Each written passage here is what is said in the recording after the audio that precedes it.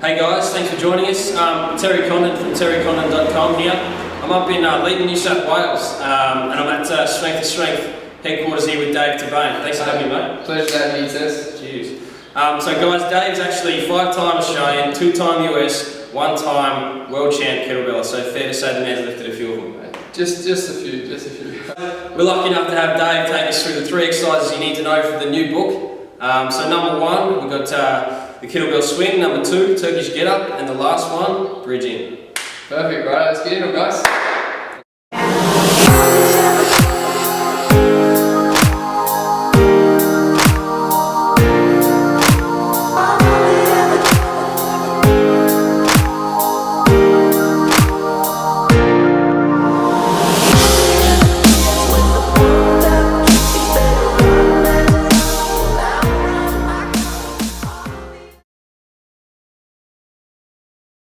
Hey guys, here we are with step 1. Now I call this step the power position. Alright, so this is where you want to set yourself up before you begin the kettlebell swing. Now you want a nice comfortable stance around shoulders apart or wide enough to accommodate the kettlebell coming through the legs. Now from here, we also want to start with the kettlebell out in front. So when you pick the kettlebell up, you utilise the stored inertia in the bell. So when you pick it up, it automatically wants to swing out the back rather than starting between the legs and having to create the energy. Okay, so your positioning is eyes up in front, 2 to 3 metres out in front. Okay, you're back, pushing your hips back as if you're going to sit on a chair behind you, or you're going to start with a diving start. Okay, eyes up, hips back, hand on the kettlebell out in front, loading up from the hips, and then we're ready to roll. Okay, so from here, then you'll lift the kettlebell up, and it will swing out and back, and that's step 2. Okay, so there you have it, power position, step 1. Hey, how are we doing? What we're going to do now is step 2 of the kettlebell swing, which is focusing on the bottom position. Now we're going to step away from the kettlebell at the moment and we'll teach you this neat drill to help you guys master it. So, there's 5 steps to this drill. First step is we want to line up against the wall about 20 centimetres away with our feet. Step 2, as we hinge, as we go down, we're going to hinge at the hips, reach through the top of the legs until we hit the wall. Now step 3 is to make sure your back is nice and flat. Okay, you don't want it hunched over.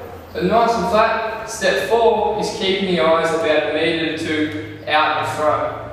And step 5 is we want to initiate the movement back up into what we call lockout position by pulling the shoulders up and locking out the hips. So there's a straight line from the shoulders, hips, knee and ankle. No hyperextension.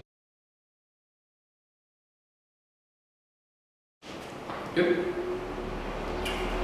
Hey guys, now we're at the first position, the power position, and the second, the bottom position. Now we're going to focus on the lockout, and this basically completes the movement.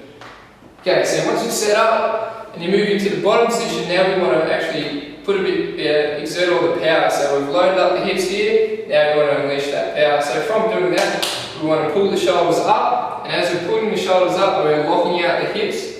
Okay, so not hyperextending, but we're just locking up into a straight alignment from the shoulder, hip, knee and ankle. Once you're here, your glutes are tight, your quads are tight, your midsection is nice and tight also. The kettlebell will want to project up with the inertia that you've just put into the belt, and it's going to power up to around about shoulder height. Okay, anything from chest, eye level, shoulder height is optimal. Okay, so from here, you've just loaded yourself up in the bottom position, and you're powering up, and you're locking out. Okay, everything's nice and locked out. As I said before, shoulders, hips, knees and ankles, all in good alignment. And it's nice and tense. And then from here you relax back down to the bottom position.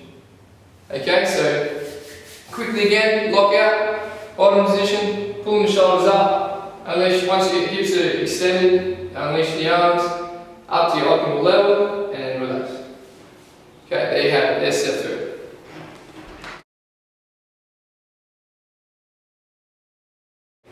Okay, so once you combine those 3 steps, this is what it's going to look like.